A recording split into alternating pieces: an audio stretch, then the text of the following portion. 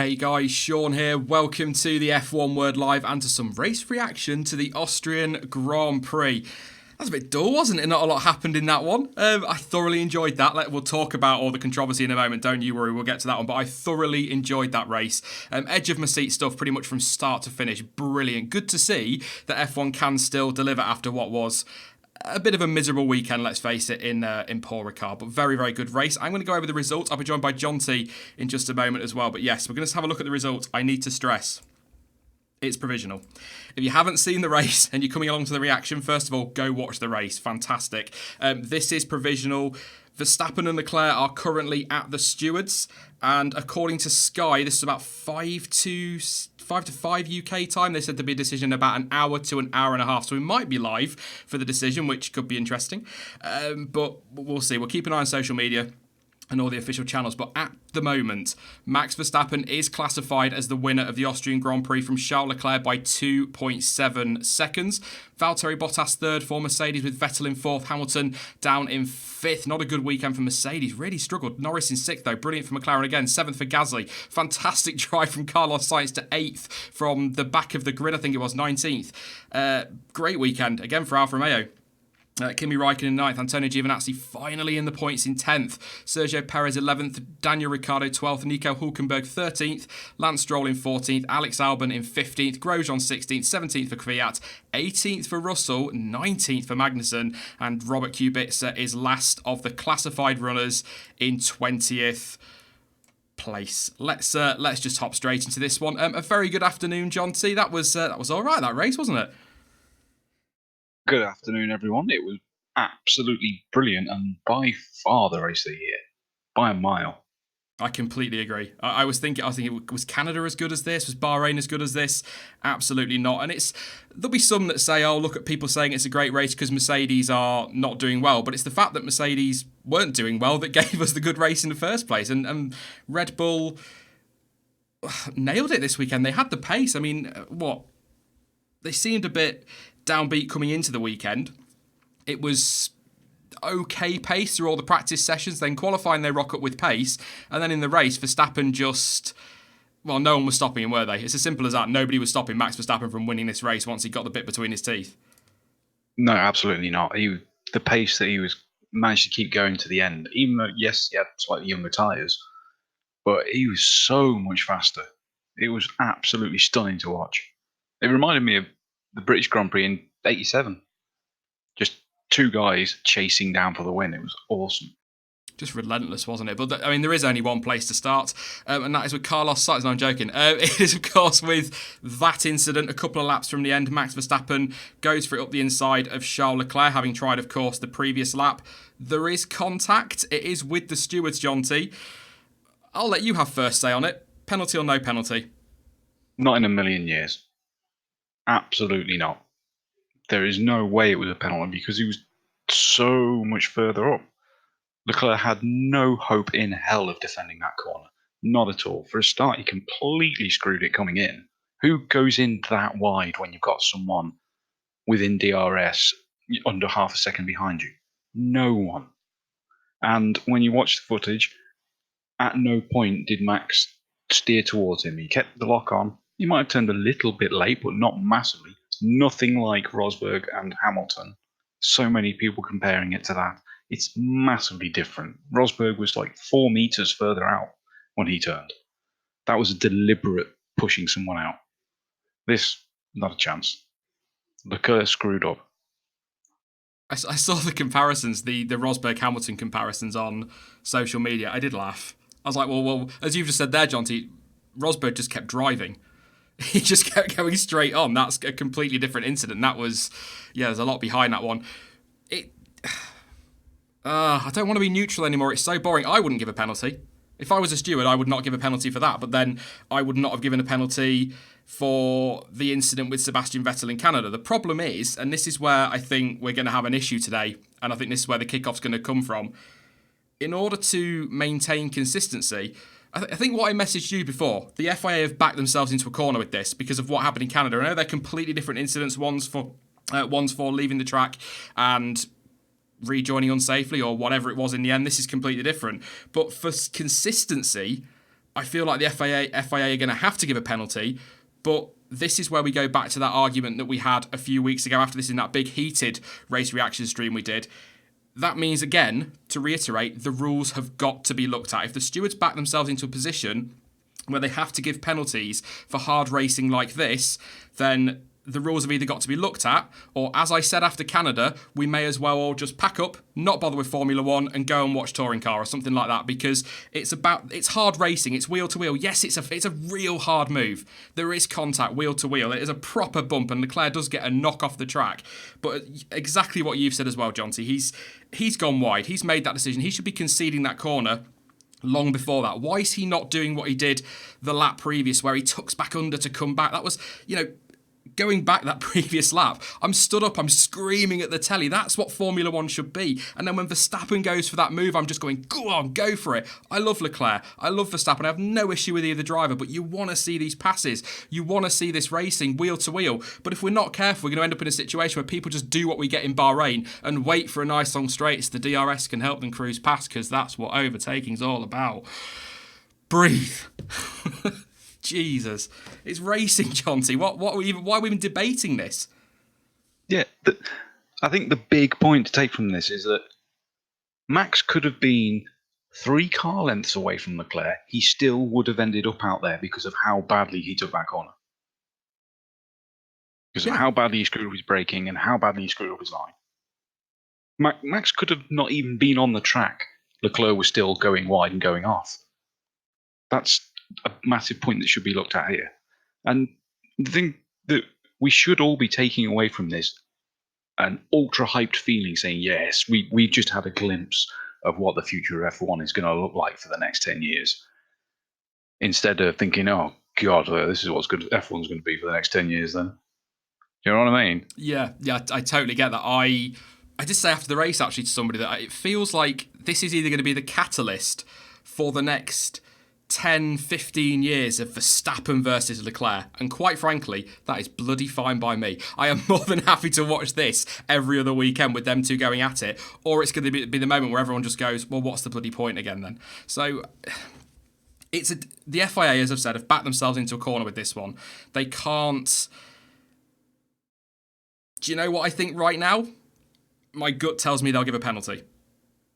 I don't know if that's because of what's happened in the past and constantly the stewards having to get involved in these things, but my gut tells me this will be a penalty. But if we want racing, this is not a penalty. The problem is, again, for the third time, they've backed themselves into a corner.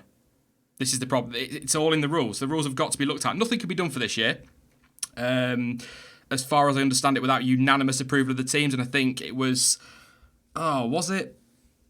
I can't remember who it was that said from the FIA. It might have been Massey, possibly, stated that they come into a season with the rules all done and they think it would be wrong to change them because everyone's got to follow those rules for the full season. So they are going to look at them for 2020. But we don't want to be doing this every weekend, and it shouldn't come down to, oh, rules are rules and this is what the stewards have to do, because that's, they've got to be allowed to race. They've got to be allowed to get close. Otherwise... Well, it isn't racing anymore. But at the same time, Jonty, they've got to get the rules right, because you can't just say, right, guys, no rules, just go for it and let's see what happens. It's got to be refereed. It's got to be policed. It is a fine line, though, isn't it? I would not want to be a steward, I think is what I'm saying. I'm completely convinced that there will be a penalty because of them delaying it so long. Yeah. Yeah, the only reason they're delaying it so long is because they want the fans to be gone, which is really, really hollow and cynical and cowardly. I was just scrolling through social media just to double check we've not had anything just yet. They are still with the stewards, apparently. I've been watching social media quite a bit, obviously, post-race. I was listening to Sky, and I remember after Canada, one of the things that people were screaming for is, why did they make the decision so quickly in Canada? Why didn't they get Hamilton, get Vettel into the stewards' room, have a chat, get their perspective, come to a properly, fully informed decision? That's the way to go.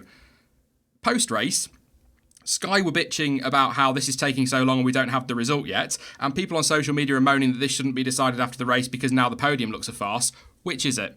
Which do people want? Do they want the stewards to talk to the drivers and sort this out and get a fully informed decision, or do they want it made in a click of a finger? Because you can't have both. Just a moan. I'm just moaning, Jonty, about stuff like that. Yeah, exactly. You know how that winds me up. But maybe they could... What I would say is perhaps what might be better is they have these engagements, don't they, with all the media after the race, which is why it was so late. Maybe they need to just say, in those instances, get them straight to the stewards' room after the podium and then have the discussion. Then they can go talk to the media rather than dragging it out like this. Yeah, this should all be sorted out before the podium. It was in 89 in Japan, There has been wasn't a few times. It was in the USA 2017. Yeah. They can do these things quickly. The only reason they haven't done it is because they're afraid of the fan reaction, which suggests, logically, that they know it's wrong. So a quick check on Twitter again. What I'll do is I'll keep that open and I'll keep an eye on it. We will come back to Verstappen and Leclerc. I have a feeling we're going to very, very soon, so we're just going to keep an eye on it. But it's been a bit of a weird weekend because we came into this with everyone talking about Mercedes dominance. And we get Bottas third, Hamilton in fifth as it was in the end, just looking at the result there. They were nowhere this weekend, Jonty. Big surprise. And I'm not gonna be knocking Mercedes or anything like this, but as a neutral, fantastic. A few more weekends like this. I know it's fine if a team's going to dominate, but let's have a few weekends where they fall off the pace and we get some cracking racing like this. But it was good to see that they've got a vulnerable side. It's nice to see that they're not bulletproof and there are going to be weekends, particularly when it gets really hot like this, where they're going to struggle on certain types of tracks and we're going to get some cracking racing. So it feels like a week ago people were talking about the sport being dead, whereas it just, this weekend, if nothing else, has reminded us that, these problems aren't going to go away. People are saying, Formula One saved. It's one race. It is one race in a 21-race calendar. But it just reminds you that we're still going to get good Grand Prix, odd weekends, aren't we? So, disappointing for Mercedes, I guess, is what I'm saying. But I don't think in terms of the championship it's going to make a diddly squat of a difference, to be honest. No, not really. I'll be honest, as much as I don't like the dominance because of the more mundane races that it creates, there is a little bit of me that's gutted because we were witnessing history happen. I was just a tiny bit hoping for that 100% season. Just to say that you were there to see it, you know what I mean? But, one of those, if they're going to dominate, do it properly so we can at least say it was a historical season sort of thing. Yeah, absolutely. But this race, I think it's just the temperature has caught a lot of teams out. It's been so much higher than people were thinking. It's caused massive issues with tyres and engine cooling. I actually heard them during the race that Karun had heard that Lewis was being told to lift and coast for 400 metres before the corner. It seems absolutely insane to need to cool that much. So something was really struggling, but I suppose that ties into the weakness that Mercedes has always had for all these years, is that it doesn't do well in traffic. Yeah. Even with the revised regulations, which was quite interesting, I thought maybe with the revised regulations they might find it a little bit easier to follow. But just to confirm to anyone else joining late, we will get back to the Verstappen and Leclerc thing. I'm just going to wait for a decision before we talk about it anymore. So we'll fly through the rest of the grid and whatnot. But did I miss anything on Bottas, Jonty? Because I don't remember seeing an awful lot of him at all. He was there. He was third, so he can't have done too much wrong, can he? But I'm just not... I just don't remember seeing much of him because I don't want to just gloss over him in case I missed something. Yeah, he had some decent scraps on the first few laps. With Lando and what else was there? I can't remember. I think it was just with Lando, or he might have been. No, he was much further ahead. His pace just disappeared about halfway through, just after the pit stops, I think. We can't say it's a bad race, that was fighting Lando at the start. It's not a bad race if you manage to finish third at the end of the day. So just I guess with the issues they had, it was just about damage limitation for Mercedes, and he did that. But Lewis Hamilton damaged his front wing. A crack in the front wing dropped his performance by a few tenths a lap, and that was quite costly for him because he ended up behind Vettel, didn't he, after the pit stops, and he still managed to end up losing out as well. So I don't think there are many positives to take away from the weekend for Mercedes. What I would say is that they might look at this at the end of the season and go, it was a crap race, but third and fifth in a crap race is better than some people's rubbish races. Does that make sense? There are teams like that have a bad weekend and will finish 17th and 18th. They have a bad weekend and they're still third and fifth. Yeah, exactly. I mean, the other person that does need talking about very much is Gasly, and I think Mercedes need to be happy that he didn't turn up this weekend, or else they could have been fifth and sixth. Fergal from GP Today has just tweeted, looks like Verstappen has been given a 5-second time penalty. Nothing official. I'll keep Twitter open. We will get to Gasly as well because I've got a lot to say on him. Sebastian Vettel, though, really good race. And I tell you what, so unlucky in qualifying for those mechanical issues to kind of hamper him, not allow him to get a second run in. If he'd have been second on the grid, I don't think we'd have having this conversation about Verstappen and Leclerc, because I think he'd have been there to protect, or the other would have been able to protect the other one, if that makes sense. So I actually think Vettel had a really good weekend given what happened in qualifying. But the point I'm making is, and I want to say this because a lot of people dislike Vettel, say that he can't race. But when he does get his foot down, when he does go for it and get his elbows out, he can overtake with the best of them. And it was great to see him proper racy today. And he made, we talk about Verstappen, we talk about Leclerc, but he did his bit to make this race really exciting to watch. Right from the start, his start was spot on. Yeah, it was great. And he showed some really good pace as well.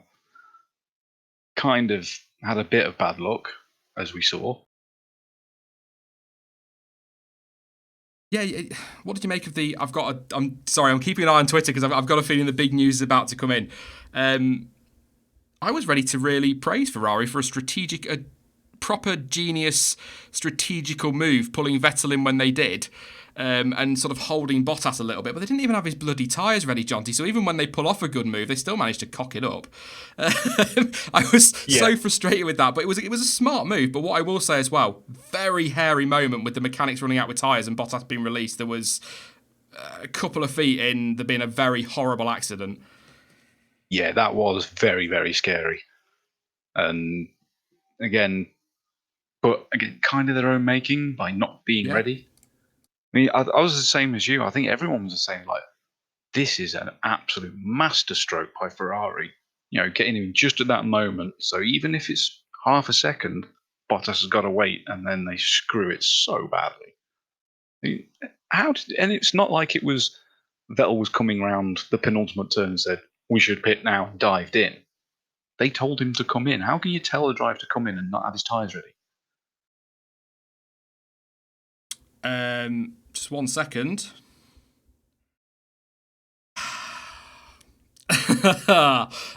Deep breath. Breaking news, if anybody's interested. The stewards reviewed video evidence and heard that the driver of car 16, Charles Leclerc, and the driver of car 33, Max Verstappen, and the team representatives, and determined that car 33 forced car 16 off the track after the apex of turn 3. The stewards awarded a 5-second time penalty to be added to the race time of car 33, thus, therefore, obviously, demoting him to second place. Let's let that sink in for a moment and say, wow. We thought it was coming, didn't we, Jonty? There it is.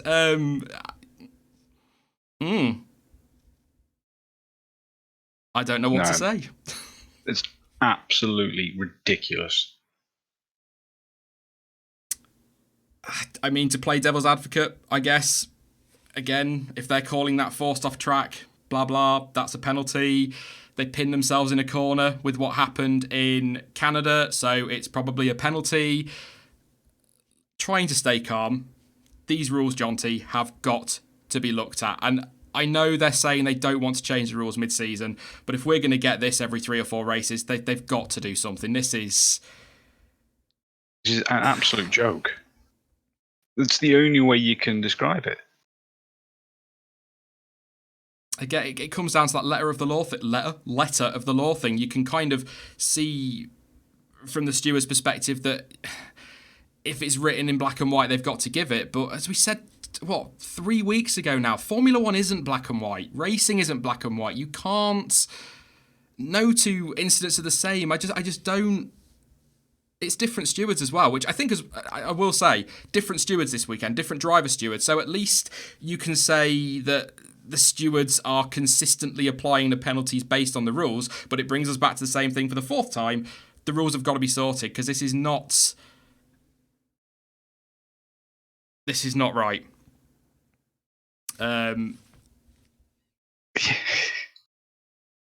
See, they don't realise what they're doing.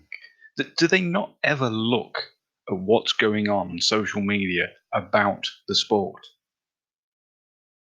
You know, the backlash that they've had on multiple occasions about this, and they're still going about, they're still not addressing it. Whether it's the fact of giving the penalty or what the rules are, in this case, they're still not following the rules, because the rules specifically state about excessive movement, crowding the driver off the track, and what have you. Max's hands didn't move. He kept the same lock on all the way around the corner. And it was the fact that Leclerc had got himself in the wrong place. They've literally got the actual call wrong by the letter of the rules. What I should emphasise at this point is that was sent to me by somebody in DMs. I'm not going to say who. But there hasn't been an official announcement from F1 at the moment. So I should probably have said that to start with and gone straight to their feed. But it has been sent to me by somebody that I trust. And it's something that I might regret saying in about 5 minutes. I've also had it tweeted at me, although that doesn't look like the same one I was sent. But yes, or the same thing I was sent. But we shall see. We shall see. Should we carry on with the race until we get official confirmation? We've given a reaction, which is cool. Where did we get to? Yeah, where did we get to? We got to Sebastian Vettel we're talking about, weren't we? Good race. I think a really good race from him. Again, that pit stop, it could have gone very nasty, very harsh. I just don't get how you don't get your tyres ready. Apparently there was a radio issue between the pit wall and the mechanic. Somebody just in chat saying it was a confirmed fake. So apologies for that, although I am expecting it to say something like that. But it's not the first time. I know we're going back a few years now, but it's not the first time Ferrari have made mistakes. I remember Nürburgring 1999. They didn't have the tyres ready for Eddie Irvine when they called him in. But a radio conversation between driver and the pit wall is fine because they call him in. It was a strategical decision. They've made that call. It was all part of what they were going to do. And then you get to the garage. What happened to the days you used to hold a piece of card? Can you remember that, Jonty? Am I going back a bit too far here? Where they used to hold a bit of card that said hards and then like the driver number. I'm surprised they didn't go back to that if they had these issues with radio communication, but that'll be concerning going forward. It might obviously one-off. These things happen, don't they? It's technical. Things fail. Yeah, it can. But it's still very, very strange. What did you make of him as a whole today, Jonty? We'll round off on Vettel because I think we've kind of lost where we were with him. But yeah, what was your overall good race for him, given where he started, 4th place? Or do you think it was right to go onto the softs as well? I think it was spot on to go onto the softs when they did it, by the way. Yeah, absolutely. He was suddenly his pace certainly picked up. You know, it was a smart move, and it's gutting that they did screw up the first pit stop because he would have been on the podium, which would have been an even better drive. I was screaming. I wasn't going to say it, but I'm going to say it now. Screaming at the director on the last lap because I was watching the time on the top left, and it was 1.7 seconds, 1.5. I was going, you need to be getting to Vettel. We need to be watching Vettel. This is the final lap. But yeah, very.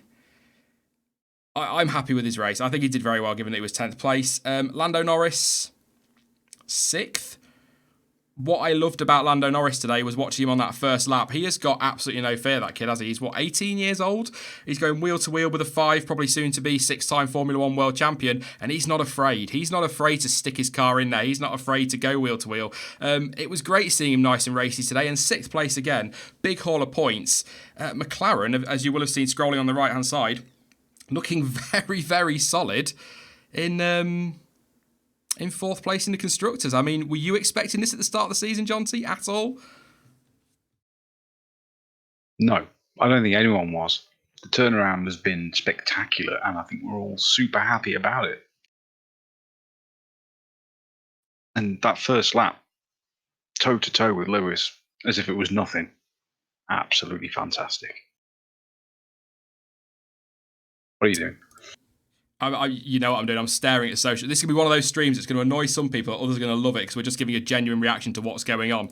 We're just watching. I'm just staring at social media at the minute, waiting for official confirmation. I would like to trust what I was given, but you never know. So we'll wait for what Formula One have to say. But Lando Norris, McLaren just generally surprised me this weekend. I think they deserve a lot of credit. I'm going to come to Gasly. I'm just sort of hovering around McLaren at the moment before I get onto another rant. But Carlos Sainz as well, Jonty. 19th to 8th place. I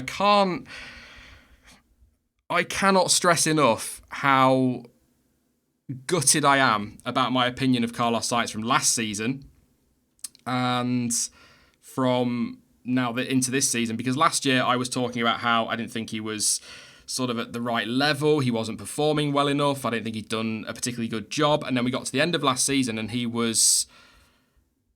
think he scored more points, had more points finishes than anybody else in the midfield. And this season, given how bad his season started, he had a lot of bad luck. He's been doing a much better job than I expected him to do. And I have to say, I was wrong on him. I know there's a long way to go this season. We've only had 9 races, but I think his performances have been, I'd say exceptional. Screw it, I'm going to say exceptional. And to go from 19th today all the way up to 8th place, one stopper as well, I think, just double check, one stopper as well. I just don't have a bad word to say about either of the McLaren boys at the minute, or the team, which is rare for me. I like to have a moan about McLaren. Yeah, but you see, now they're not giving you a reason to. No. Then they're not just spamming more and more engine components and saying to hell with the grid penalties. They've actually got something that works. But what we said about Sainz last year was fair, because that's how he was driving. But at the end of the year, it's almost like he knew he had to step things up to make himself attractive to other teams. And I think it's the fact that he was in such a no man's land with it's part of this driver program, working for this team, but on loan to this team, never knowing what's going to happen. The fact that he's broken loose and has got settled in with McLaren and has got no ties to anyone else, it's allowed him to focus, and it's showing in his driving. He's doing all his talking on the track. Just to confirm, there is a document doing the rounds on social media. Chris Medland's just tweeted to say no decision yet on Verstappen. There is a fake document circulating, but they're waiting for document 47, not document 35. So a lot of people have atted me with the document, but the one I got was not an actual document. It was some lines in DM. So we shall wait and see how that goes. But Pierre Gasly, I've got to get to him. I'm trying so hard to hang on for this decision to see what happens before I get on a proper rant, but I can't leave it anymore. I've defended him to the hilt this season, probably too much. I think I should have been given time. He is still relatively new to Formula One, only done one full season. He's new to the Red Bull team as well. It's his first season. He's up against one hell of a teammate in Max Verstappen, and I think he should have been given a bit of time to settle in. We're 9 races into the season, and today he was lapped by his teammate in a car that is clearly quick enough, whatever the stewards decide, to win the race. So even if you look at this and say Max Verstappen, yeah, okay, he's got to be worth 2, 3, maybe even 4 tenths. Some might even say as much as half a second. He was a lap down. That's not a half a second pace difference. Yes, he got stuck in traffic, but so did Verstappen. So did Vettel. These guys were overtaking. They were getting past the McLarens relatively quickly. He couldn't get past Kimi Räikkönen. Vettel and Red Bull and the Red Bull of Verstappen, was pretty quick to get past Kimi Räikkönen. Whereas Gasly was there for multiple laps, and that kind of screwed his race as well. He couldn't get anywhere near Norris. He was 5.7 seconds off in the end, blistering his tyres. Is that the tipping point, Jonty? Is that it for him, do you think? I mean, I don't think there'll be a change before the summer break, but do you think Gasly's on his last legs at Red Bull? It kind of has to be. It's not good enough. Well, you start off looking at Saturday, and he was out qualified by both Alphas. And then today he started P8, and like you say, was lapped by his teammate. That's that's a whole another league of being slower. I mean, it's race pace on average about a 67-second lap, and there were 71 laps, so he was a fraction under a second a lap slower than his teammate. That really, really isn't good enough, and yeah, he's going to have to go. Kvyat should be in that seat. You see Marco swallowing his pride for a second time on Kvyat? I mean, who else have they got? There isn't anyone else. It would have to be Kvyat going up, and then who knows to fill the Toro Rosso seat. This is the thing. I've seen a lot of people talk about Albon being given a chance, but if you put Albon in that Red Bull, you're just in exactly the same position as you were before with Gasly. You might as well leave, if you're going to put Albon in, you might as well leave Gasly there, because if Gasly wasn't ready after one season, Albon is not ready after 9 races. As good as he's been, as impressive as he's been, there's no way. There is absolutely no way he's ready after 9 races if Gasly isn't ready after a full year. So I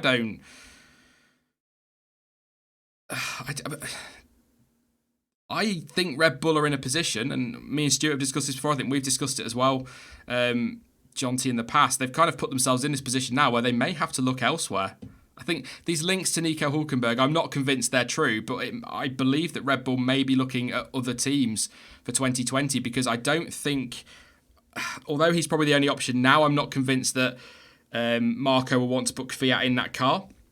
Gasly, unless he has a miraculous turnaround in the next 3 races, is really not good enough, and I don't think he's going to be there next season, possibly not even there after the summer break. Albon is not ready.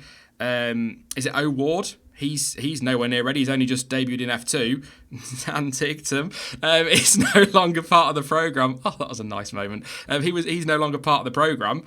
So who have they got? Do they need to be saying to Mercedes, look, release Esteban Ocon, we'll take him on? Do they need to maybe go to other teams and look at who they've got sat waiting in the wings? Maybe, I don't know. Who is there? I mean, even if you look at Formula 2, who's in there that really makes you go, wow, they'd be good in that car? In a Toro Rosso, for example, so they can promote Kvyat. That's not the best F2 field we've had in recent years, is it, at all? No, it's not. I mean, Red Bull have sorted out the problems that they were having mid to late last year and the start of this year by they've built up their young driver program again. There's plenty of people in there with Doohan, Tsunoda, and the like, but they're years away from being ready. So they kind of come full circle back to the original problem by putting people up when they're not ready. And the problem is, like you say, Marco. We know what Marco's like by now, and I worry that he's far too arrogant and stubborn to swallow his pride about Kvyat. The thing is with Kvyat is, I agree, I think he is too stubborn, but if you're looking for somebody who's, I can't even say, what is he, 23? Something like that, somebody with quite a bit of F1 experience behind him, really, who is delivering, then he'd be the one to go to. But Gasly, it can't be the car, because Verstappen's just potentially won the race. He's gone toe-to-toe with Mercedes and Ferrari, and I know it's Verstappen. I know that he's got to be worth some time, but a lap down on your teammate, no fight at all, rubbish in qualifying, absolutely terrible in Paul Ricard in qualifying, despite being on the better tyre and should have been qualifying higher even if he was screwed on the strategy. He's not ready. But do you know what? Christian Horner said it. Christian Horner said it last year, and he said it at the start of this year. Gasly has been promoted a year too early. If they knew that, why are they doing it? Seriously, why? But it goes back to that issue. They had no one else that they were prepared to take. We know that there are people that are available if they're willing to do the negotiations. A lot of people in the chat are mentioning Alonso, which I think half of the fans of F1 would love to see, and the other half would hate it because he's become extremely polarizing after the last couple of years. I'd like to see it just to have someone else up there that can take the fight to the top 2. Verstappen versus Alonso. Oh, Jonty, I like that. That's got the potential to be explosive, I think. But yeah, absolutely, it's Red Bull that have put themselves in this position. Marco's been too trigger happy, really, hasn't he? He's just dropping. You look at, I know, I'm sorry, but you look at Jev. Prime example, he was a good driver in that Toro Rosso, and the fact he got dropped still winds people up. He's a driver that is probably, in fact, I think he is good enough for Formula One. Should they have let Sainz go? Should they have just gone, do you know what? Yeah, Verstappen, I know, Max, I know you don't want Carlos in the car. I know it could get explosive, but he is still our driver and he's the best option. Why not go for that? I mean, I just think they could have put Sainz in that car, and if it had all gone to pot, they fell out and they were crashing week in, week out, then Gasly's had a second season at Toro Rosso and then you promote him. I think their mistake was letting Carlos Sainz go. Genuinely. Yes. Kissing his backside today, aren't they? Yeah, and like I say, there's 4 that were treated a bit harshly with the time that they got. You got Jev, Buemi, Bourdais, and Alguersuari. They were all performing relatively well. Alguersuari not quite as much as the others, but they were all putting in results. Just a case of whether anyone of them would want to come back from what they're doing now. Bourdais is very successful in IndyCar. Jev and Buemi are fighting tooth and nail in Formula E all the time. I don't know what Alguersuari is doing, I must admit. Yeah, I was on Twitter the other day and I spotted Alguersuari. I was like, I forgot you were a thing. I didn't mean that with any. A few people in chat saying maybe Devon Butler. Don't put him in there. He's a bit of a knob. I won't waste my time with him. But no, I just can't think of anybody else that's available other than going to Mercedes and grabbing an Ocon. But if you're Red Bull and you opted against Sainz and Verstappen because it might get a bit punchy, do you really want to put Ocon and Verstappen together given their history? And I'm not just talking about Brazil last year. I can't see it. I'd love to see Alonso there. I think that'd be a great lineup for Red Bull. I think it'd be brilliant for us as fans, but I don't think Alonso's going to want to be, he'll want to be in control of that team. He won't want to play second fiddle. I'm just going to point this out. Look at what McLaren are doing without him. So do they really want to bring Alonso into the fold there? Although I'd like to think Red Bull are strong enough to tell him to shut up and get on with it. But I'm not sure. Some people in chat saying Stoffel Van Dorn. You all know I'd love that, but no, he wasn't, was he? He wasn't ready. He wasn't good enough for F1 in the end. So he had a bit of a rough season, bless him. But no, I don't think he's in there. Just looking at some options in chat that people are throwing forward. K-Mag. Fairline, yeah. His name. There are 2 names that crop up every time we talk about lineups, aren't there? There are Verline and Ocon, but I think there has to be. I said last week I didn't think there'd be a change mid-season, but then I didn't expect him to turn up to Austria and end up a lap behind his teammate. So I think, yeah. What more can you say? Anything you'd like to add on Gasly, Jonty? No, I think we've given him enough of a roasting for now. Yeah, I mean, what I would finish off on with Gasly is there is still time. If he delivers at Silverstone, Germany and Hungary, it might be enough for Red Bull to go, do you know what? We'll give him a chance. Look at Hartley.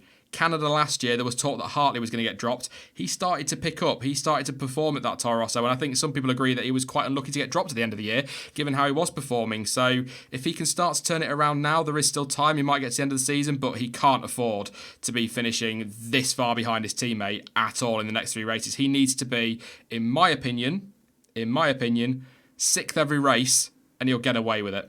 And that sounds ridiculous, but that is where I expected Gasly to be this season, finishing in 6th in the championship and picking up those points. I think Red Bull will let that go, but we'll move on to Alfa Romeo. Cracking weekend. They sort of came into this season, Jonty. We talked about it pre-season, didn't we, about whether they could be challenging for best of the rest. They kind of fell away for a good few races and sort of looked a bit like maybe, they're still going to be 9th, maybe 8th place could be a possibility. This weekend, massive step in the right direction again. They were strong as well, much stronger in Paul Ricard than I expected them to be. Raikkonen in P9, Giovinazzi 10th. But what got me excited, and I know there'll be a few as well, Kimi Raikkonen P4 on the opening lap, Jonty. It was great to see him up there challenging the big guns in that Alfa. I know he wasn't there for long, bless him, because that car isn't quick enough to be competing, but it was good to see Kimi getting racy and being able to fight at the front for a while. And to get those points for Alfa, and massive as well for Giovinazzi, another driver that really needed something this weekend, and he's picked up a point and had a good qualifying as well. Yeah, great performance from all of them, especially Gio, because he really needed it. People have been asking questions about his capabilities. You know, up till this point, he was the only driver outside of Williams without a point, which isn't great considering how tight the midfield has been. But Kimi was just all over it on that first lap. It was like Kimi of old. It was great, and we still need to see more of this. If he's going to keep doing this, he can stick around for another year or two.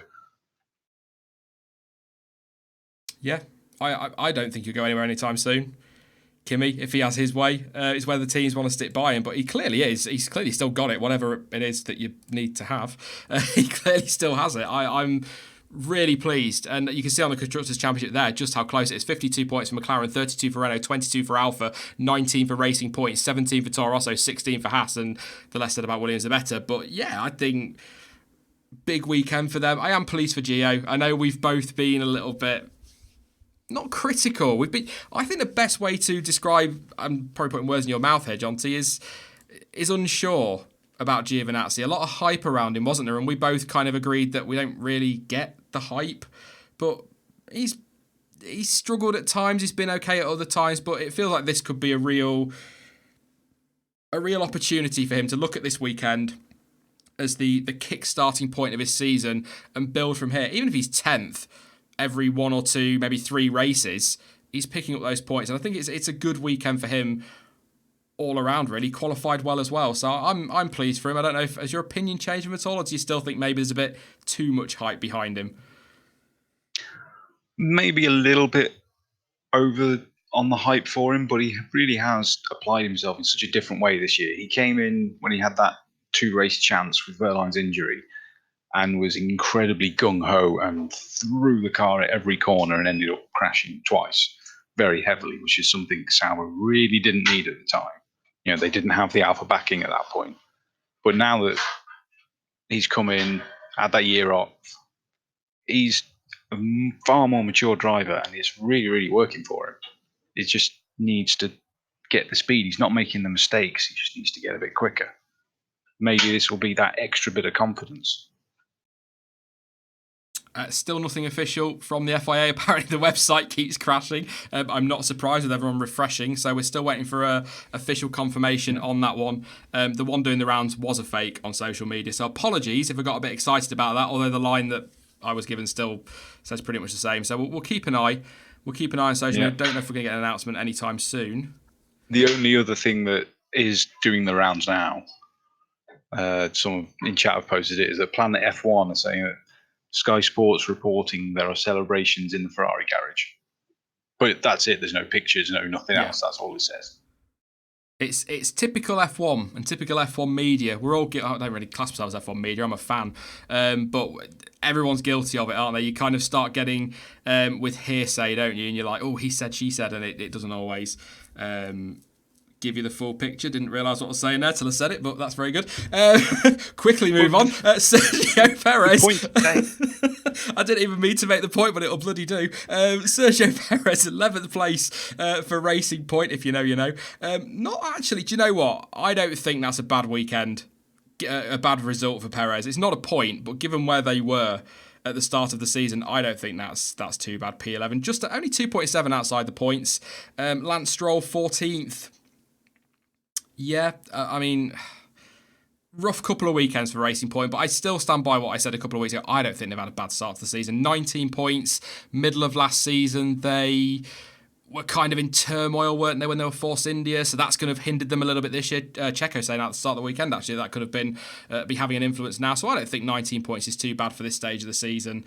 But one team that I think we'll probably want to forget the last 2 weeks, for one, maybe not Nico Hülkenberg totally, but Daniel Ricciardo, Hülkenberg, Renault, 12th and 13th. No points for Ricciardo in France in the end because of what happened. I don't recall seeing much of Renault apart from Gasly passing Ricciardo. I know they were running well at one point, but it just didn't come together for them. It didn't seem to have the pace, did they? So kind of back to earth with a bump, but I think Renault, they're going to come good. I still think Renault will come good as the season goes on and take that fight to McLaren, possibly even fourth place. We'll see. But were you expecting more from Renault this weekend? Well, we've been expecting more from Renault for the last few races. And the worry I've got at the moment is look at how well McLaren are doing. If Renault sort of make big gains in the power unit to be able to take the fight further up the field, they'll get beaten to it by McLaren at the moment because it's clearly a better chassis. So I don't see a way around it for them. Isn't it nice to say that McLaren have the better chassis without being ironic? Just for a change. It's been a joke for 3 years, but now it's actually true. I like that. Not the best chassis, of course, but the better one in the midfield. Yeah, I'm just a bit disappointed with Renault this weekend. Same with Toro Rosso. I think they'll be disappointed. But then they are, was it Albon that took the penalties this weekend? Kvyat took them the other weekend. They are now, for the rest of this season, as kind of expected, to be honest. The Red Bull Honda test bench, which again we kind of expected, so it's going to be interesting to see what they can do. I think they've got scheduled changes for, I think, Spa and possibly somewhere else as well in the next few races, so a lot of change, but it's good because Honda need it. I don't really have a lot to say. I think 15th, back of the grid to 15th for Albon, 17th for Kvyat, or towards the back for Albon. But what I will say, flipping miserable weekend again for Haas, apart from that lap from Kevin Magnussen in qualifying, which pre-penalties put him fifth. They've just got nothing in the races, and I think not Helmut Marko at all. I'm just making things up now, but apparently Gunther Steiner, that's his name, saying that the problem they've got is that in the race they're absolutely boiling the outside of their tyres, but on the inside they're staying stone cold. They cannot get the tyres into this operating window, so they're able to just about do it for qualifying, and as we saw with Kevin Magnussen sticking at 5th place pre-penalty, they've got the pace there, and as we saw early in the season the pace is there, but they cannot get these tyres switched on in the race, and they are, quite frankly, because of that issue, at best third from bottom, in my opinion, in terms of the pecking order at the moment, possibly even as low as second, the only team behind the Williams, because the problem with Formula 1 at the minute, Jonty, is if the tyres don't work, your car's not going to work. It's as simple as that. So really gutted that they can't get this sorted, Haas, and it's getting frustrating for both the drivers, and both drivers are known to have a bit of a hot head, so it could be interesting, but not a lot to say. Kevin Magnussen, drive-through penalty for being out of position on the grid. He was just beyond his yellow line looking at the replays. Just thoroughly miserable for them, really, wasn't it? Not a lot to say. It was, but it did give me 2 or maybe 3 corners of excitement because we had Russell in the Williams legitimately attacking a Haas for a position. And that was brilliant. That made the whole race for me, to be honest. Just that one chance of a Williams actually being involved in the race itself. Yes, it was only for a quarter of a lap, but it's more than they've had for the last couple of years. You did find yourself going, oh, go on, George, just do it. One overtake that isn't on your teammate. Why not? Yeah, it was good to see. And actually, to be fair, okay, Haas had their problems, but Russell, trying to look at the gaps. They're 2 laps down the leaders, aren't they? So, yeah, I don't think Williams had a terrible weekend for Williams, is the best way to put it. They're still right down the back. Robert Kubica, though, having said that, was 3 laps down, whereas Russell and Magnussen 2 laps down, everybody else 1 lap down. So, what have you made of Kubica this year, Jonty? I really like the guy. There's no denying his talent from 2008, 9, 10. No denying that. I don't think anybody does. He was a guy that was set for very good things in Formula 1, possible world champion. The problem is it's not 2008, 2009 anymore, is it? And he's just not... I'm trying to be careful because I know there's conspiracy theories out there that Russell's getting preferential treatment. You can guess which side of the media they're coming from. And that Robert Kubica has got the weaker car and he's not got the same chassis and he's not got this, he's not got that. So if any of that is true, then that will be a contributing factor. I'm not entirely sure on that one. But this isn't good enough. But he's in a Williams that isn't good enough. Do you see my problem here? He's probably doing everything Williams expect of him. 20th, which sounds absolutely terrible. But I've not been wowed by him. There's not been a point I've looked at him this season and gone, do you know what? Actually, yeah, he's been all right. He's just sort of there. As bad as it sounds, I'm going to tail off now really quietly and go and hide in the corner. Yeah, and the more you think about it, now that the fairy story has died off a bit and he's actually there driving the car, when you think more logically, you've got to think, yes, he's bringing experience to help with the development of the car. But then you think he's not been anywhere near F1 at any point in the hybrid era. So how much experience is he really bringing to the development of the car? You know, he went out in 2011, I want to say. Yes, I think. Yeah, it will be. Yeah, even that was 3 years before the hybrid era, and the regulations have changed so much since then. There's not a lot that he can bring to that role. So I'm thinking Williams should get another young driver in, or possibly Ocon, so that they can focus and build the team around them. Ideally, it would be their driver, not just a seat fill in for someone else, like Russell is. Which I really, really like and rate Russell. It's good for him to be getting the experience, but is it actually going to help him when he makes the step up, being in such a poor car? Would they be better off with two drivers who know what the story is, so they can focus on building the team together with them, without the knowledge that one of them's going to disappear in a couple of years? Sorry to bring his name into it again. Esteban Ocon. That was one of the question marks about Ocon to Williams, wasn't it? From some sources, if you like. Some of the media were saying that the thinking was, yes, he could go to Williams, but do they really want to just put him in a car for the sake of being in a car? Because he'd kind of already learned his trade, if you like, in Formula One. He'd proven that he got the pace. So they didn't want to just put him in the Williams cruising around at the back. So I take your point. Russell needs a teammate to push him, doesn't he? And I don't think Kubica is that teammate. Again, it's the whole fairy tale thing. It's an incredible story, a hell of a story to sell. And I think I have to say this, kudos to Williams for giving him a chance. I think that's important to say. At least, he had the faith in himself. They had the faith in him. They've brought him in. They've given him a chance. It's not worked out. Yes, he's bought money, I know, but it's not really worked out for them. Maybe if Latifi can get his super license points, maybe he'll be in that car sooner rather than later. But I think he's got a few to go yet before he'll get I don't think he's anywhere near, actually. He's got to finish the season, hasn't he? Before he can get the super license points. So that's not going to happen, Sean. Shut up. But there are some drivers out there that they could look at to bring in. I can think of... Yes, he's tied to McLaren and Renault, but I could think of a certain Russian who, in my opinion, was more than good enough to have stayed in that car for this season. But anyway, one Sergei Sirotkin, I think it might be worth, especially with his knowledge of the technical side of things. If that's to be believed, I think he'd be a perfect one to bring in and just fill that gap. And I think he would push George Russell. Absolutely. But who else is there? Really? Not just from a Williams perspective, Jonty, but from a driver's perspective. Hey, come drive our car at the back of the grid all season. No, you're right. I'll stay in F2, or I'll keep racing where I am, thanks, or I'll just wait and hope that I get a chance somewhere else. Yeah, exactly. I firmly believe that Sirotkin should have stayed in that seat. I was very much an advocate of the fairy tale, but thinking with head, not heart, it should have been Sirotkin staying in that seat. He is very, very clever, borderline genius when it comes to the technical engineering side. He's the ideal person to be helping with development, which is desperately what they need right now. And also, he's probably bringing in more money. Tough decision, isn't it?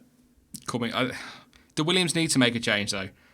From a team perspective, do they need to make a change, or can they let's the wrong word, but are they going to be content in letting Robert Kubica keep driving around as he is and picking up the money they need and focus on next year?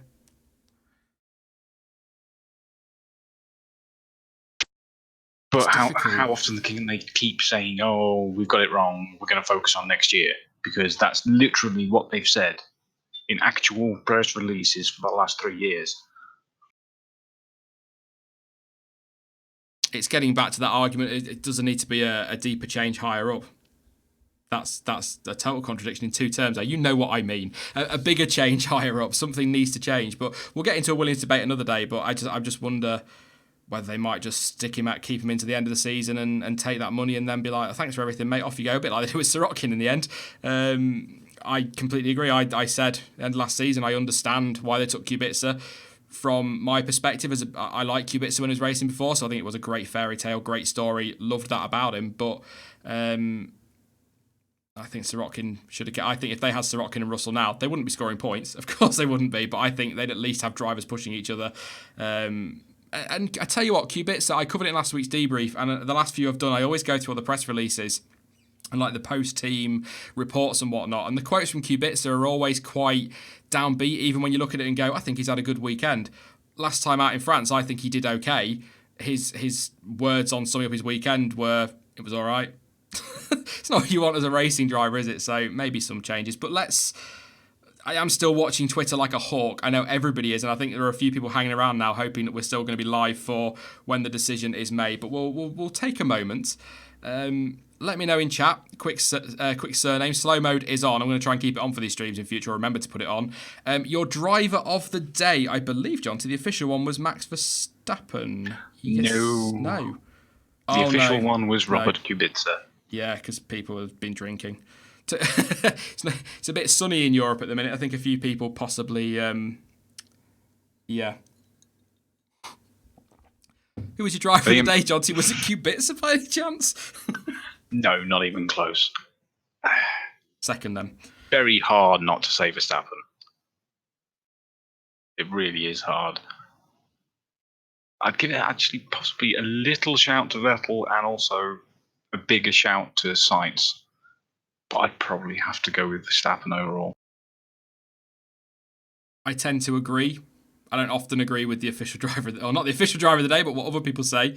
I think Verstappen was brilliant. To have the start that he had, end up 7th and fight back like he did. Actually, what was he for? I think Martin Brundle said, let's make a note of this, a little bit into commentary. He was 14.5 seconds off the lead at one point and managed to fight back, pit stops and everything else going on, overtaking to win the race. I think he's absolutely got to be top of the list, but I would say if I'm not looking at the top 3 teams, it's Carlos Sainz all day long for me. I think he was... I know the McLaren's in better shape than it was a year ago, for example, but I think that was an absolutely exceptional drive. What was he behind his teammate as well? Started what, 19th or something like that? So started from right towards the back of the grid, and he was, in air quotes, only 16 seconds off his teammate and a couple of places behind, and only 11 seconds off Gasly. So I think Sainz absolutely deserves a shout. We'll take some of yours from the chat. I'm going to have to open the chat window, though, because I forgot to... I'll just do that. I'm just going to be... I don't know why I said that. You can't see what I'm doing, so it doesn't matter. Let's have a quick scroll up and see what people are saying. Are you trolling me, Jonty? Did Kubica actually win the official driver of the day? Yes. Oh, Jesus. Right, okay, so Verstappen... Take a breath. Keep going. Verstappen seems to be a popular one. Sainz says Steve. Nick says Verstappen. Nick says Sainz. Max. Finn says Lando. Kubica. Ironic Kubica, that one. Verstappen from Christopher. Findlay says Kubica as well. Get out the sun. It's doing you damage. Book says Perez. Just looking. No, not for me. Fair enough, you're entitled to your opinion, but Sainz Verstappen, I think we see this going. Sainz Verstappen, Sainz. If anybody's put anything, Norris. A couple saying Norris. Obviously, the usual Maldonado is in there as well. I think the general consensus, Gaming Boss says Leclair. To be fair, actually, yeah, probably deserves a mention. Jonty, if we're being honest, he controlled that race until right towards the end. So. Mature drive, and if you're looking at the weekend, what, FP2, FP3 qualifying, pretty dominant. That lap in qualifying was spot on as well. Yeah, stunning pole lap. But yeah, Gasly. An honourable mention for Norris just for that first lap of entertainment. Oh, I was so taken back by how calm he was. As I said towards the start of the stream, to be taking on a 5-time world champion like that and not being afraid to sort of go wheel to wheel. You see all the time, don't you? Drivers that sort of go, oh, I'm not racing you really, so I'll let you go. He was just like, yeah, get out. I'm fighting this. I know it's the first lap and it's different, but I really enjoyed that. It was just, to be honest, Jonty, it was the first race I have watched without looking at social media since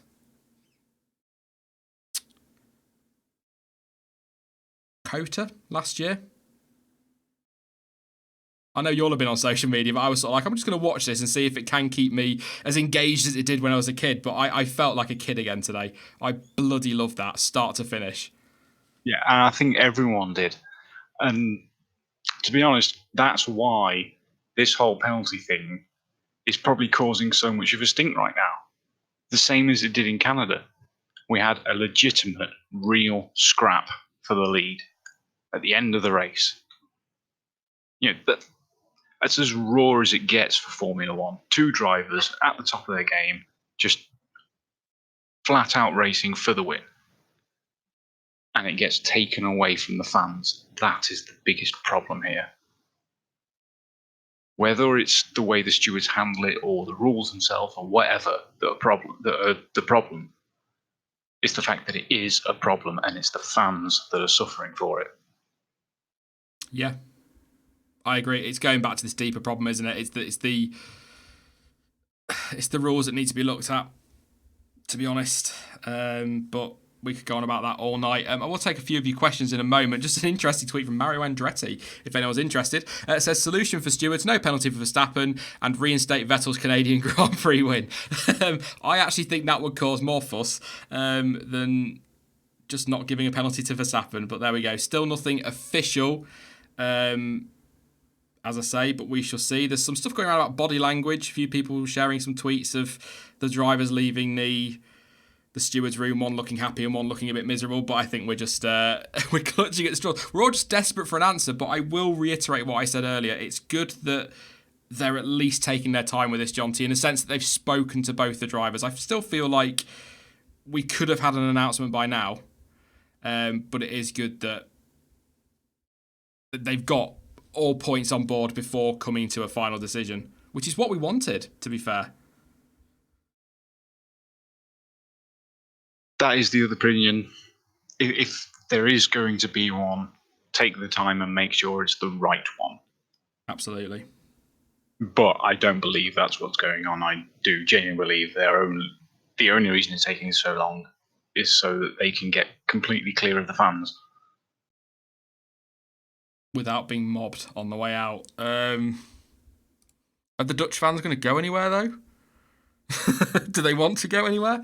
It'd be interesting to see. I will take some of your questions. I will just say thank you very much to everyone that's been subscribing through the stream. Sorry if I've not caught you. I think that was a pie guy there just subscribing. Don't forget to subscribe if you're new.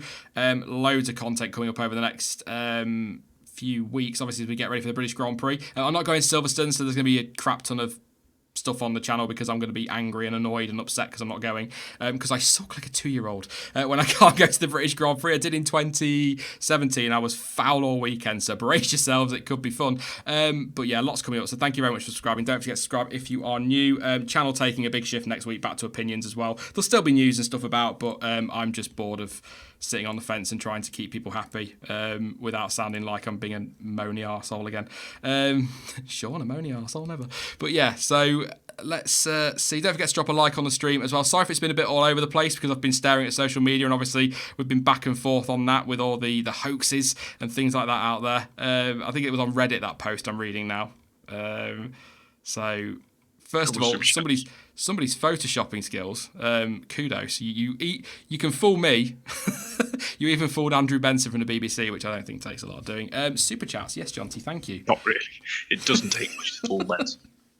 We will stay live just for a few more minutes. Take some questions, like I said. I'll do super chats, and then we'll go from there. So thank you very much to. I'm going to butcher names. I'm going to go with your last name on there. Alorza. So apologies again. Says superb content. Thank you very much for your contribution.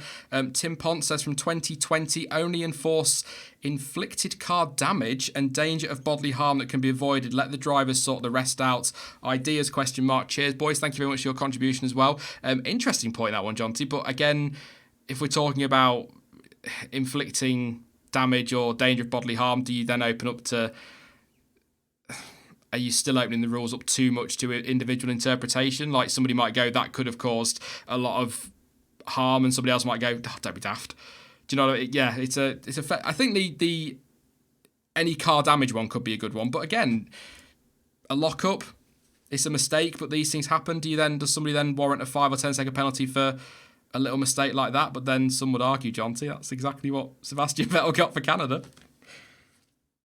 Yeah, exactly. I mean, in this case, it's clear to me that it's Leclerc's mistake. He screwed up defending that corner so badly that he tried to turn in more than the space he had. And that Verstappen was so far up alongside that contact was inevitable. It's Leclerc that caused the contact, not Verstappen. You can see that in the onboard. Just look at the wheel. The only time it moves away from the lock he's got on is when the contact happens. So, we can keep going on about this for days and days. It's one of them. It is. Something's got to happen. And I do like the idea of only penalise damage and clearly unfair games. Yeah, if so, like... I don't know, like Ricciardo, for example, or similar to Ricciardo in France, when he goes all four wheels off to overtake Kimi Raikkonen. That's an unfair game. That's clear and obvious. But then I kind of like the idea that if the stewards get in a room and they're kind of like, oh, I don't really know, it's not a penalty. If there's debate around it and you are 50-50 or you're not really sure, or maybe it's a penalty, maybe it's not a penalty. Because that if you're debating it, it needs to be absolutely as clear-cut as you can get. Byron says Max's overtakes are more of a game of chicken. Thank you very much for your contribution, mate. And GT says, missed the race. Tell me it was boring. Lie to me. It was terrible. Shocking. You don't even waste your time. Please do go watch it. Yeah. Shame you missed it. That is one of those. I wonder how many people actually after France that were saying that it was terrible and never watching F1 again. Number one, how many were being honest? And number two, how many are now looking at it going, oh crap. I don't always believe this. I'm never watching again stuff from some people, because I'll get it on videos. I'm never watching F1 again, and then they're on the next video going, oh, I'm going to looking forward to this weekend. So. Well, I've said that, and I'm seriously considering it. I'm just really hoping that it's not going to be a penalty, but. It's frustrating, isn't it? I mean, we should both say, we've been watching for a long time, Jonty. I think you said 86 was the first year you were watching. I was 92. So a lot of time watching. This has been around for a while, but I don't feel like the rules have ever been, or the question marks around the rules have ever been like this. Sort of when it comes to stewarding, I don't ever recall. There've been moments, of course, there've been moments where you've looked at Stewart's decision and gone, oh, don't be ridiculous. But I don't feel like it's been as bad as it has this year and has in recent years. Maybe you disagree. Yeah. Difficult. We do look back with rose-tinted glasses a lot, but in some ways, like situations like this, it was better. Because they could get away with just what is tight racing. And I've got to go back to it. I'm sorry that I play driving games. I am terrible at them. Monumental. The last driving game I was genuinely good at was Gran Turismo 4, which is 2002, 3? So that's how bad I am at driving games now. And even I know you don't leave the entire inside of a corner open for someone to overtake you. I'm sorry, Leclerc losing the race is the fair punishment for an incredibly amateur mistake. There you go. I on games, I need to up the difficulty. on F1 2019. I finished 6th in the Williams yesterday. I was like, this can't be right. We need to up that difficulty. Anyway, we'll take some of your questions. What I'll do is I'll take some questions and then we'll see if there's anything official. Some people saying at past, but then the same people were saying 15 and on the hour not long ago. So we'll take a few questions, and then if we've not heard anything in the next sort of 5 minutes, I'll end the stream, and then as soon as I end the stream, they'll announce it, because that's what happens. Nicholas says, do you play F1 2019? I do. I have been, rather, not as much as I'd like to. Obviously, with it being back-to-back race weekends, I've been a bit busy and cocking things up yesterday. So apologies as well for the qualifying report yesterday. I did put an explanation in the community tab, but you got it, Jonty. You're thoroughly enjoying the game. I think it's I've not had this much fun playing a Codemasters F1 game for a long time. I think it's it's not perfect, but I think it's really, really good.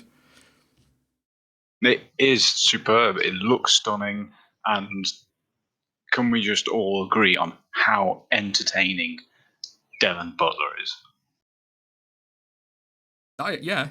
I said the other day, he's not particularly nice, but he's no Jackson Ellis. But yeah, I think he's the kind of driver you want to see in real world F1 that just isn't a PR machine. I know it's a collection of pixels. It's not a real thing, but you know what I mean. It's the kind of thing you want to see, don't you? And he managed to wind me up, so I'm determined to batter him. He's my rival every time. So I think kudos to Cody's 2 years. And I tell you what as well.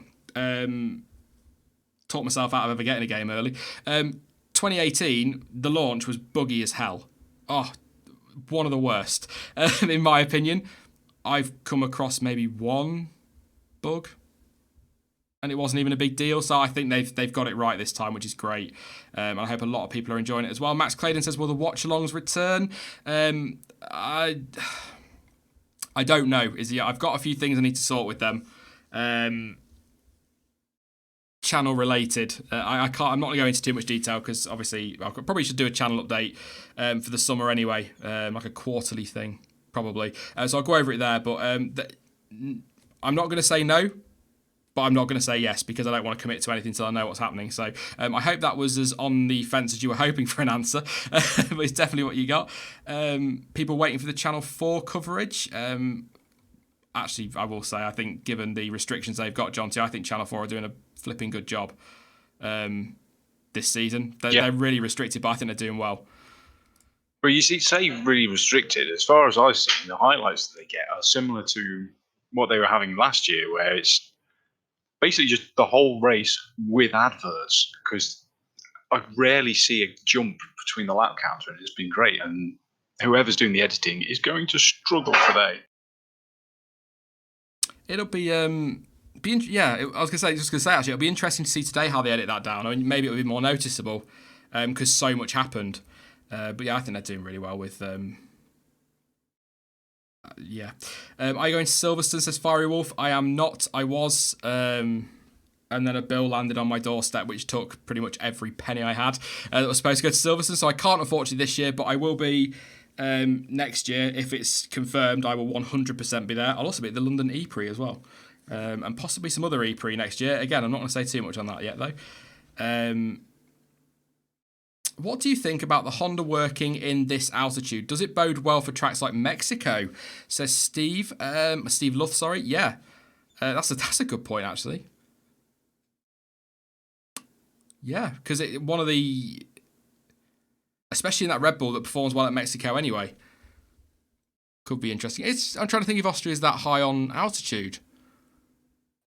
It depends whereabouts it is. It will certainly have some height to it.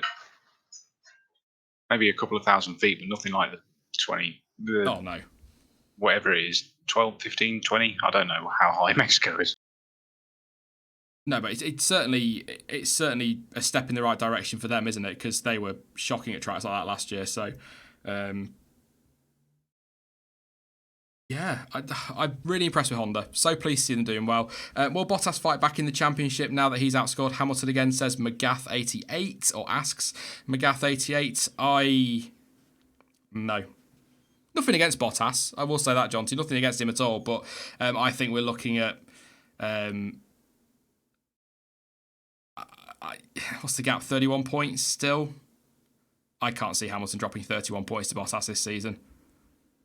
I just can't. No, not even close. But I will say as well, although he's not Bottas 2.0 as people labelling him at the first few races, he's definitely at least Bottas 1.5, isn't he? He's definitely a step up from what he was last year, even with the bad luck taken into account. He's definitely improved, and I'm genuinely pleased that he's proved me not wrong. I won't. People often say this to me, how do you feel now about what you said about Bottas last year? My opinion on Bottas last year will not change. He wasn't good enough. I don't care about the bad luck, whatever. People get bad luck, deal with it. But he's definitely quicker this year.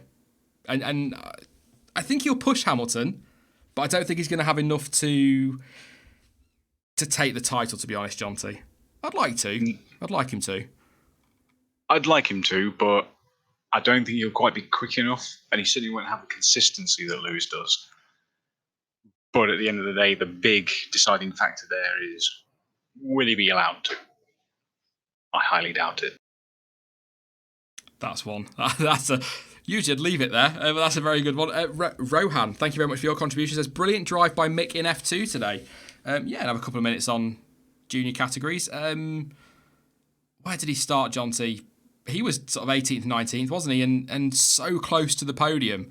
Fantastic drive, but I've got to say, Formula 2 delivered again, as it pretty much does every weekend. Formula 3 was a bit for the first race, but the second race was brilliant. I think all the categories that we've seen have been excellent this weekend, and we've been treated. We've been spoiled this weekend with all the action, Jonty. Yeah, certainly today. F3 and F2 today were absolutely fantastic. And go on, when you've got, I think at one point in the F3, you'd got 4 cars, all covered by less than a second, fighting for the lead. And they were sort of going 2 and 3 wide into multiple corners on one lap. It was just absolutely, I mean, we know it's usually pretty close, but not like that. If anyone watching this only watches F1, seriously, you've got to watch the F2 and the F3. You get it on the same channel. It's well worth watching. Yeah, give it a go. If you hate it, don't watch it again, but I can promise you won't. The Stars of Tomorrow and all of that. It's not the strongest field we've had. Last year was epic pretty much all year, but I still think there's some good talent in there. And Mick Schumacher did well today. De Vries looking like he's got a great shot at the title this year. About time. Yeah, I mean, who's your money on for the F2 title, Jonty? I'm going to go with De Vries and then jinx him, so you might as well go with somebody else. I've been thinking it's Latifi's all year because he's now got the chance. All these previous years, he's always had someone extremely special taking the title away from him, or he has had some genuinely bad luck. Yeah. Now he's got that chance, and I think the pressure. I'm worried the pressure will get to him, and De Vries will snatch it. He's something else taken into account for Latifi as well, I guess, is there is a door ajar at Williams, as we were talking about earlier. I like Latifi. Aiken did have, somebody just saying there in chat, Aiken had a terrible weekend. He did have a terrible weekend. Bit sloppy today. Raghunathan, I'll tell you, actually, I didn't ask you last week, Jonty. I probably should, actually.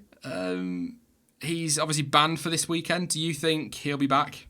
Do you think money is just talks too loud these days? I don't think he should be back. You think he will? No, he shouldn't, ever. Not good enough, is he? He's just not. I've just realised he's not good enough. Like, I'm properly underselling that. He is dog crap. He is consistently... you'll be 5 laps into a race and he'll be 10, 15 seconds off the car ahead. He breaks. He picks up, 9 penalty points in one weekend? He's a joke of it. No, he shouldn't be there. But I think money talks, and I think he'll keep it. Yeah, we'll leave it on F2. Couple more questions. I'm just literally refreshing Twitter. There's a few reports saying that it's been air quotes, reports, similar to the reports from earlier. But yes, a couple more questions, and then we are going to leave it there because I don't want to sit here all night just waiting for a steward's decision that may not come for a few hours, because it looks like Leclerc has left the circuit, by the way, but it looks like there's still a lot of Dutch fans there. So they might still be a bit nervous about making any announcement. There's still plenty of amusing stuff there as well. Tweet from Megan Cantle.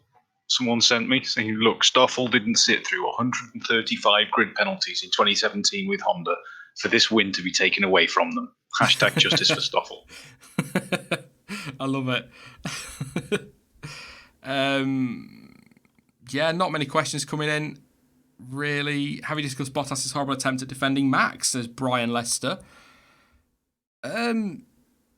Give me a second, I'll catch up. Thinking, he left a lot of space, didn't he? It wasn't an aggressive defence from Bottas. But do you think that was because he knew that there's just no point, he needed to get his car to the end and pick up what was ultimately a podium? Because he didn't really defend hard, did he? No, he didn't need to. And the pace that Max was showing there, he had no answer to it. If it's the move I'm thinking of, I'm sure it was done a good 50 minutes before the corner anyway, thanks to the DRS. Yeah. I'll tell you what then. Last one says, stop hammer times table. Very good. Says, rate the race, question mark. So out of 10, everybody, 1 being the lowest and 10 being the highest. Obviously, because that's how numbers work. Let me know how you rate that race. Do you know what, Jonty? I'm going to give that a very, very, very strong 9. And I want to give it a 10. But then it goes into the realms of one of the greatest of all time. So I don't think it was that, but it was certainly the best we've had for a long time. I'd say very high 8s. Because we have seen races in the past that are just ultra spectacular start to finish, and it's not quite up with them, but it's a definite high 8, possibly 9. If the penalty happens, 4. Oh, Jonty. Just take the head off. Screw it. That's no point anymore. It's been a good week, though, for F1. Hashtag better than Red Bull. Yeah, it's felt like a good... Given the negativity at the start of the week, it just seems to have been a good week for Formula One. And I feel like... I'll tell you what, I'll end it on this, Jonty. Question for you, and we'll have a quick view on this one super quickly. Was all of that at the start of the week from people about how F1's dead and it's the worst thing I've ever seen? Was it just me, or was that completely blown out of all proportion? Because I said at the start of the debrief, the media need to just calm down. This is not the worst race of the season, France, let alone the worst race of all time. No, but it wasn't far off. I've got to say, it really wasn't that far away. It wasn't good. I'm never going to call that a good race, but I just think you look at, F1's dead. It's like, well, hang on, there's a race in a week, it can't be. And then I just feel like the media this week, Sky were doing it. At the start of their coverage, they were saying, a week ago the sport was dead, and then we have a great qualifying like that. It's like, well, first of all, it's one qualifying session and it's one race, so let's not get ahead of ourselves. But I feel like the press this week are all going to be like, F1's amazing, it's saved. And then in 2 weeks' time, we'll be Silverstone, actually. Silverstone should be a good race. I said that about Canada last year, didn't I? But yeah, we'll see. But I think we're going to have to leave it there. I am kind of just doing a Canada 2011 and trying to fill some time here. There has been no official word. The rumours are circulating that it's a penalty. The rumours are circulating that the two drivers left the steward's room. Leclerc looked head up, relatively pleased. Verstappen head down, looked miserable. But there is nothing. It's all just hearsay. We got the fake Reddit thing from earlier. Yeah, it looks like it will be, but nothing official at the moment. So we're going to have to leave it there, Jonty. Otherwise, we sat here all night. Chris Medland tweeting, the FIA says the decision will come very, very soon. What do we do, Jonty? Do you realise you started streaming 88 minutes ago? I know, I'm just clinging on for dear life here to whether we can get a decision. Although, in more amusing stuff, we have a tweet from Karen Chandok saying, here's my view, and then proceeds to say what he thinks, with a reply from Will Buxton saying, don't you bloody start, Chandok, look what happened last time. Considering the stewards actually used his analysis of the SkyPad as one of their pieces of evidence. Like, How ridiculous does it have to be that they're relying on the TV pundits when it's like, what? It's the fact that Ferrari considered that significant. Oh, look, here's one man's opinion. Here's an opinion that tells us what we want to hear. Please look at this again. No, that's not quite how it works. For those wondering, what Karen Chaddock says is, back in the day, the driver on the outside would have to back out and realise when he's been beaten because there would be grass or gravel. Now they can just keep going, knowing that they can use the asphalt runoff and then hope that the argument about being squeezed off wins in stewards' room, which is quite a valid point. It goes back to another one of the big issues that people have got with F1 about the amount of tarmac runoff. There is no punishment. I mean, it's not everywhere in Austria. There still are places where if you get it wrong, you're going to pay the price, as Bottas and Max both found out during practice.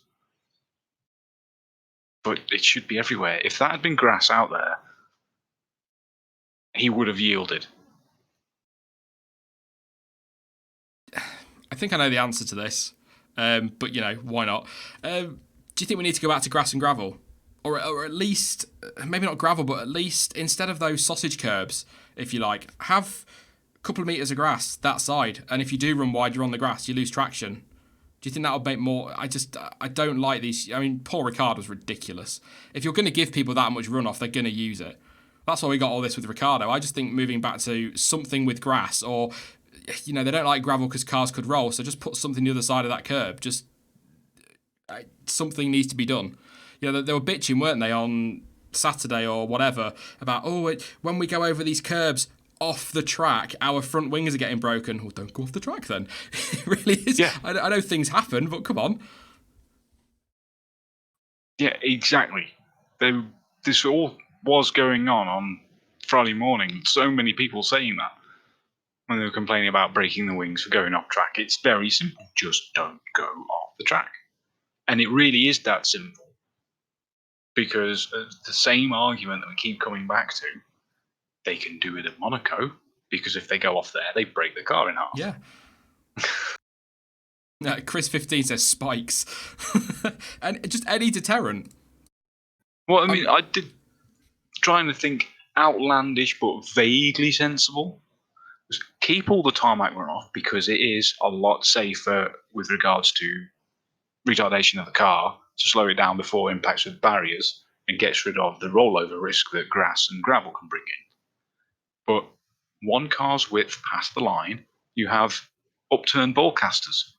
Any car puts a wheel on that, they spin.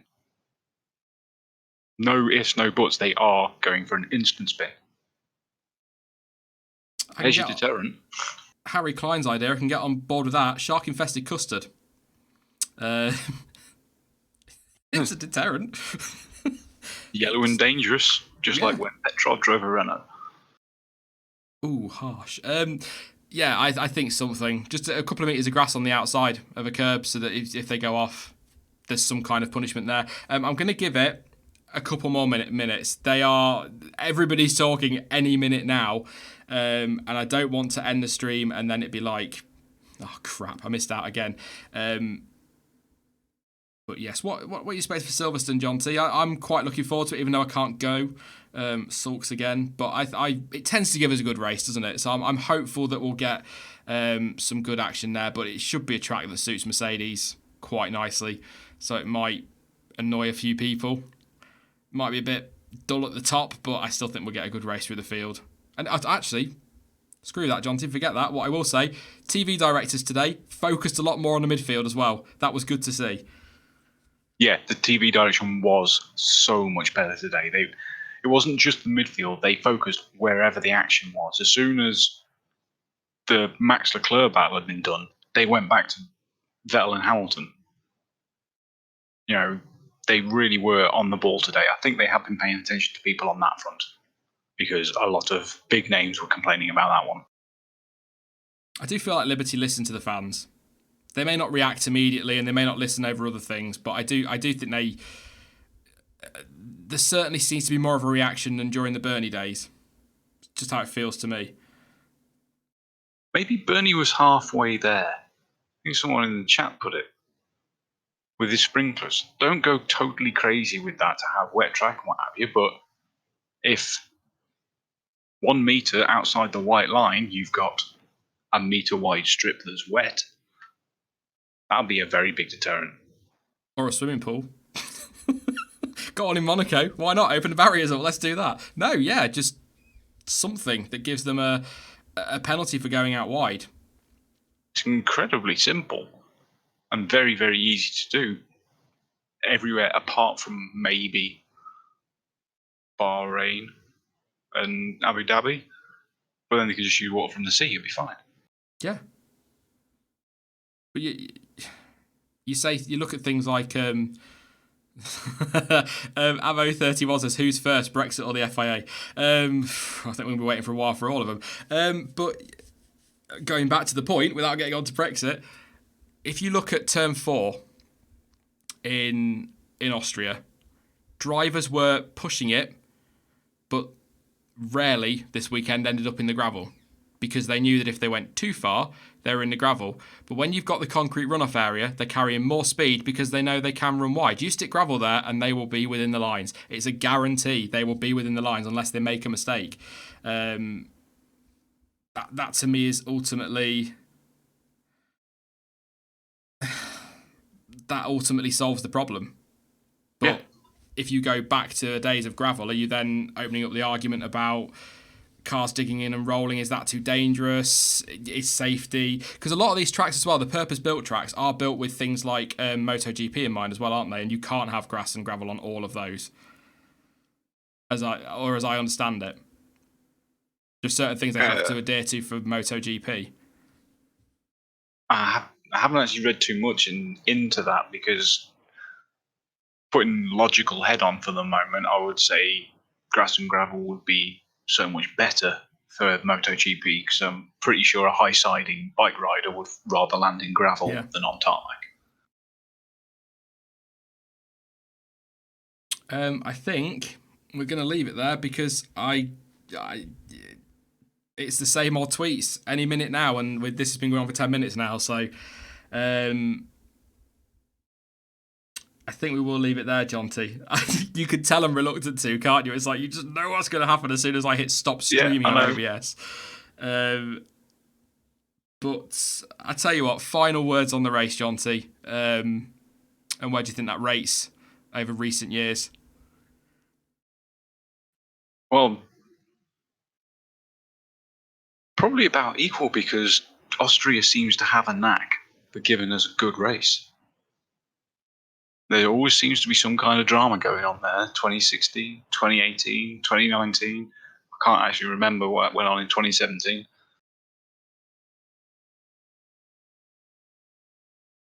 I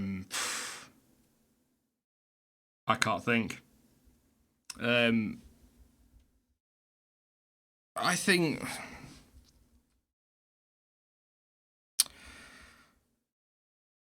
that was the best race of the season. 100%. For me, probably the best race since the US last year, which was epic, by the way. I loved that race. The fact that I have to go back to the US Grand Prix for a race that I can use as comparable kind of says a lot about Formula One. Now, you say that, but last year we had the complete freak occurrence that Abu Dhabi was actually a brilliant race. Breaking news.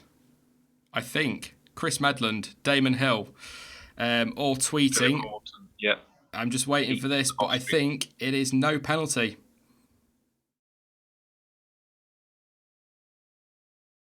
Yep, no penalty. Finally, common sense. It is no penalty. Yes, there we go. I'm just waiting, because we had this earlier. We don't know, do we? No further action. Verstappen keeps win in Austria. No penalty for Max Verstappen. Max Verstappen retains his Austrian Grand Prix win. Max keeps the win. Yep. There's a few people, but then again, I believed a few of these earlier when they were saying that they were, My source is not reliable. That's the most devastating part of my day. But yes, Max Verstappen keeps his win. So, super quickly, if you are still around, thank you for sticking with us. There you go. That is your confirmed result.